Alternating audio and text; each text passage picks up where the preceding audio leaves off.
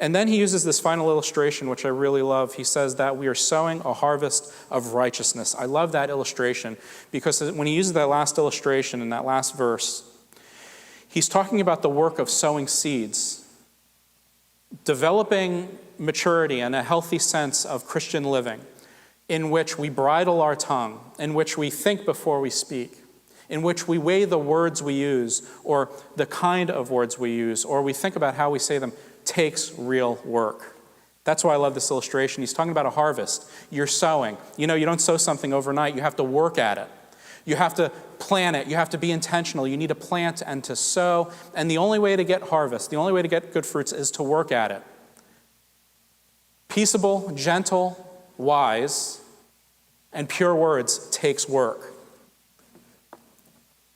It's so easy to complain. It only takes a couple of words. It is so easy to gossip. It is so easy to spread rumors. But to think through how our actions and how our words can result in chaos or disunity or uncertainty takes work. To hold back from the things that we often want to say as a reaction to perhaps the displacement or the concerns that we feel takes a lot of work.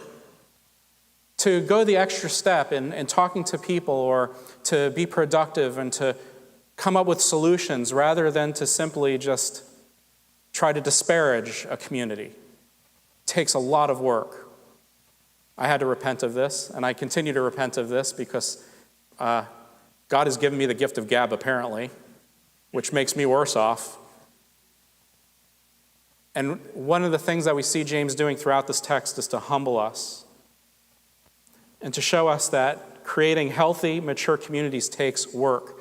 It means to sow that peace, to sow in that harvest, to do the work as we seek to edify and build up the church, and to work through our own issues rather than to make our issues everyone else's issues.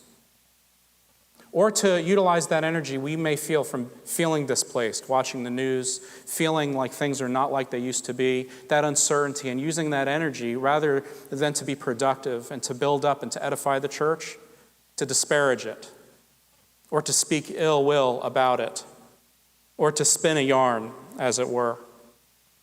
It takes work to sow in peace of unity, to seek out and to come to resolutions and a sense of community discernment. It takes work to continue to define who we are as a church and to continue to move forward in our identity of a church.